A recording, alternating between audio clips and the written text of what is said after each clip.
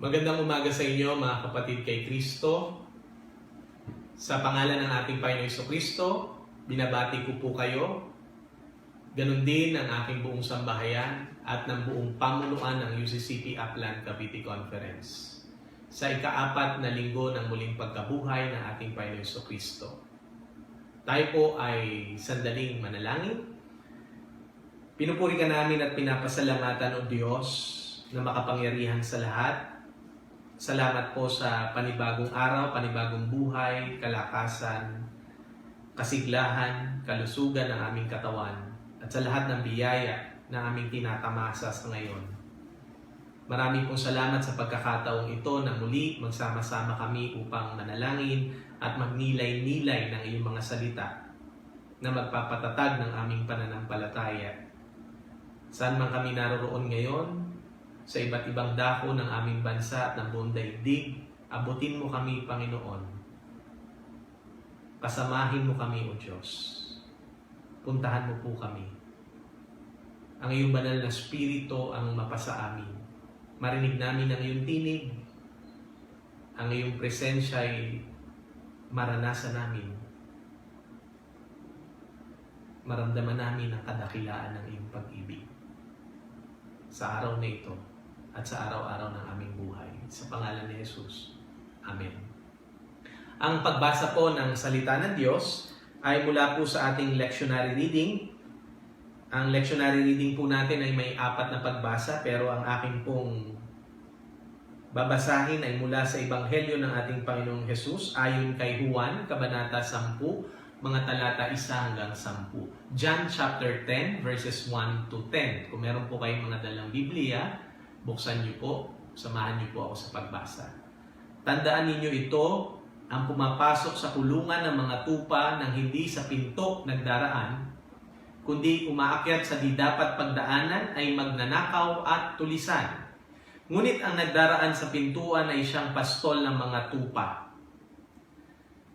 Pinapapasok siya ng bantay pinto at pinakikinggan ng mga tupa ang kanyang tinig. Tinatawag niya ang kanyang mga tupa sa kani-kanilang pangalan at inilalabas sa kulungan. Kapag nailabas na, siya ay nangunguna sa kanila at sumusunod naman ang mga tupa sapagkat nakikilala nila ang kanyang tinig. Hindi sila sumusunod sa iba, bagkus pangay patakbong lumalayo sapagkat hindi nila nakikilala ang kanyang tinig. Sinabi ni Jesus ang talinghagang ito, ngunit hindi nila naunawaan ang ibig niyang sabihin. Kaya't muling sinabi ni Jesus, tandaan ninyo, ako ang pintuang dinaraanan ng mga tupa. Ang mga nauna sa akin ay mga magnanakaw at mga tulisan. Ngunit hindi sila pinakinggan ng mga tupa. Ako ang pintuan. Ang sino man pumapasok sa pamamagitan ko'y maliligtas. Papasok siya't lalabas at makatatagpo ng pastulan. Kaya lamang pupunta rito ang magnanakaw ay upang magnakaw, pumatay at magwasak. Naparito ako upang ang mga tupay magkaroon ng buhay, isang buhay na ganap at kasiyasiya. Pinagpala po tayo ng Diyos sa pagbasa at pakikinig ng kanyang mga salita.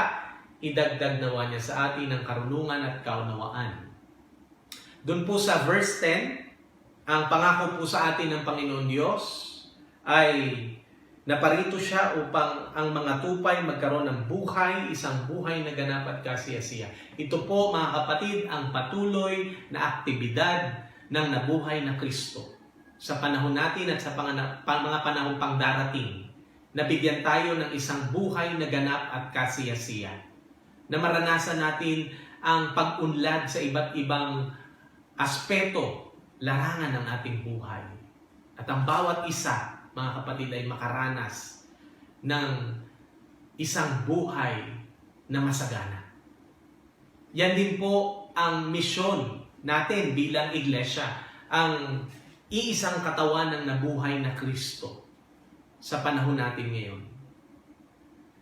Pero bago po natin yan maisabuhay, kailangan po natin munang masundan yung yapak, yung mabuting halimbawa ng ating Panginoong Jesucristo bilang mabuting pastol.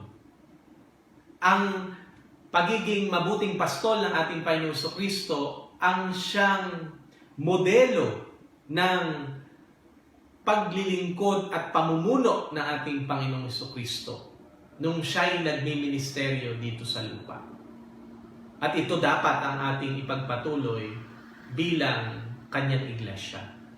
Doon po sa sinulat ni J. Adams na ang pamagat po ay Shepherding God's Flock.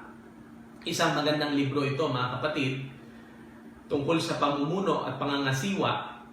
Meron pong 4 na mahalagang puntos siya na binabanggit sa mga tungkulin at responsibilidad ng isang mabuting pastol. Ang una po, mga kapatid, shepherd as a participant. Ganito po ang Panginoong Kristo. Ganito po ipinapakita ng Panginoong Kristo ang kanyang matapat na paglilingkod. Ang isang mabuting pastol ay kaisa ng kanyang tupa, kasama sa lahat ng oras, sandali. Siya po'y hindi malayo, hindi po hiwalay, at hindi estranghero o walang alam sa mga nangyayari sa kanyang tupa, sa kanyang kawan. Lubog siya, kasama, kaisa siya ng kanyang kawan. Alam niya ang mga pinagdadaanan ng kanyang kawan, yung kalalagayan ng kanyang mga tupa. Nararamdaman niya yung sakit, yung hirap ng kanilang pinagdaraanan. At ganun din naman, nauunawaan niya ang kanilang mga pangangailangan. Sensitibo siya sa lahat-lahat ng karanasan ng kanyang mga tupa. Ganito rin po dapat ang iglesia. Tayo, mga kapatid. Lalo higit sa panahong ito ng krisis. Makisangkot tayo, makibahagi tayo, makialam tayo.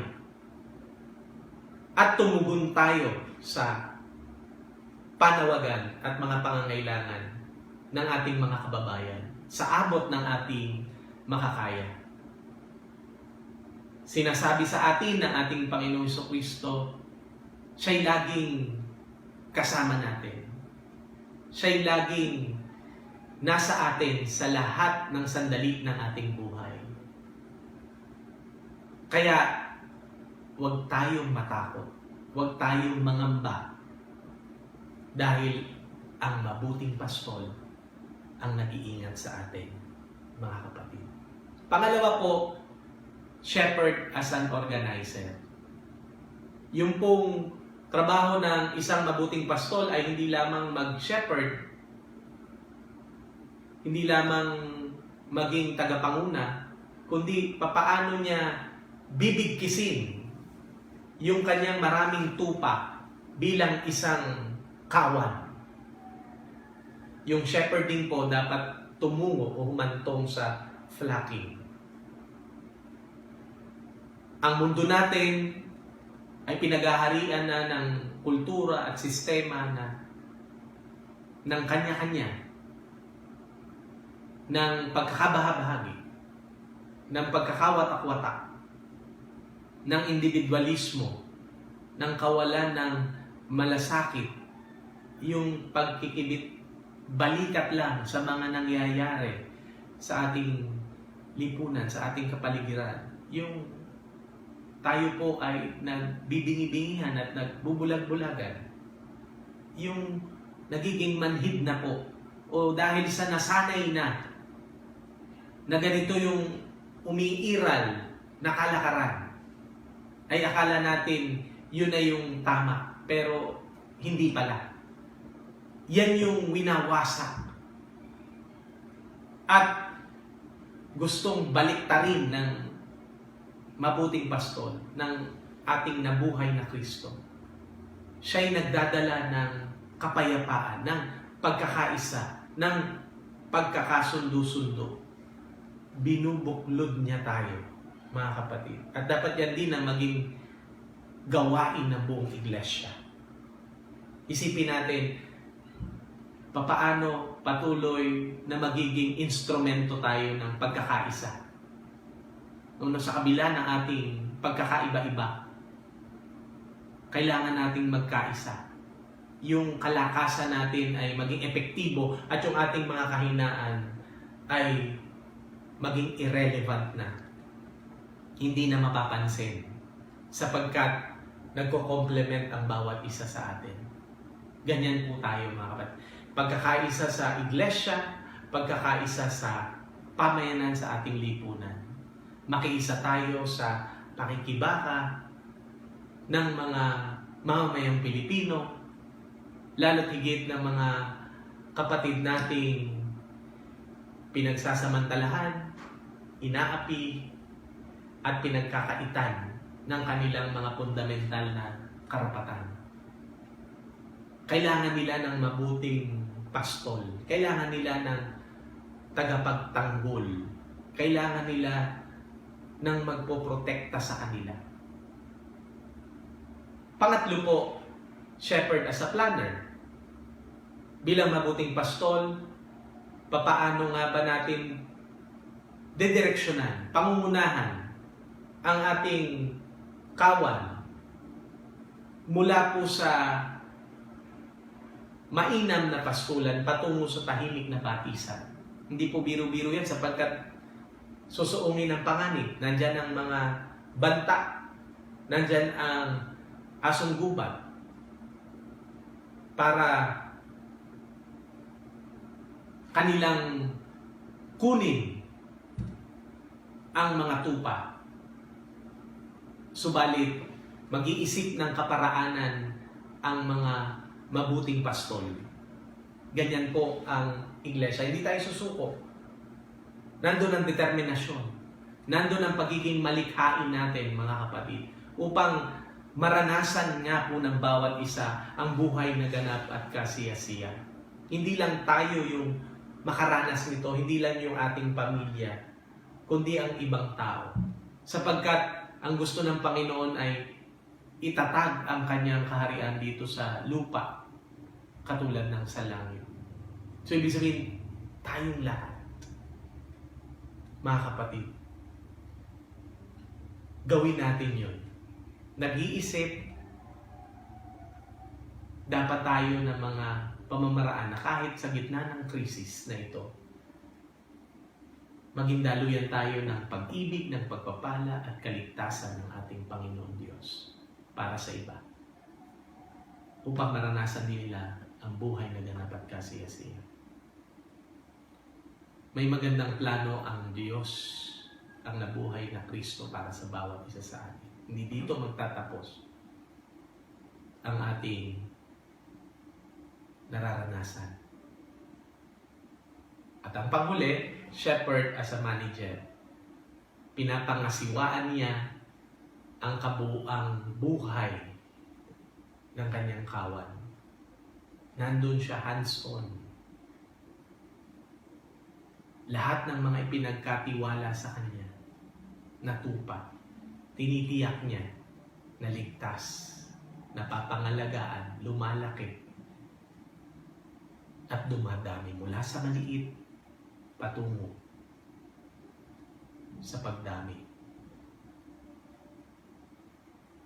Nawa mga kapatid, mahamon tayo ng mensaheng ito kung papaano naging mabuting pastol ang ating Panginoong Jesucristo, ang nabuhay na Kristo. Ganon din nawa tayo mga kapatid. Hindi madali po ang misyon natin na magbigay, iproklama, ibahagi, isabuhay ang buhay na ganap at kasiyasiya. Nangangahulugan din ito ng pagsasakripisyo at pag-aalay ng ating buhay, ng ating sarili, alang-alang sa mga tupa. Ganyan po tayo kamahal ng ating mabuting pastol. Magbigay nawa ito sa atin ng lakas, ng pag-asa, at ng kapanatagan. Na sa lahat ng sandali, kasama natin ang ating mabuting pastol. Hindi niya tayo pababayaan. Pagpalain po tayo ng Panginoon Diyos. Sa pangalan ng Ama, ng Anak, at ng Espiritu Santo. Amen. Tayo po ay manalangin. Salamat po sa inyo, mabuting pastol, aming Panginoon. Salamat po at dinadala mo kami patuloy sa mainam na pastulan at tahimik na batisan. Gusto mo po na maranasan namin ang isang buhay na ganap at kasiyasiya. Kami po bilang iglesia ay nagtatalaga ng aming mga sarili na magiging instrumento rin po kami. Daluyan ng iyong pag-ibig, pagpapala, kaligtasan, buhay na ganap at kasiyasiya para sa lahat. May krisis man o wala, ito po ang aming misyon bilang iisang katawan ng nabuhay na Kristo.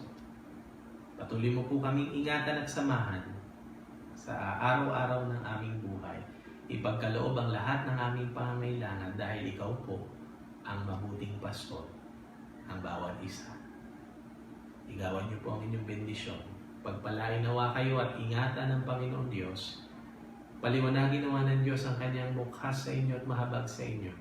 Ilingap nawa ng Diyos ang kanyang mukha sa inyo at bigyan kayo ng kapayapaan mula ngayon at magpas sa walang hanggan.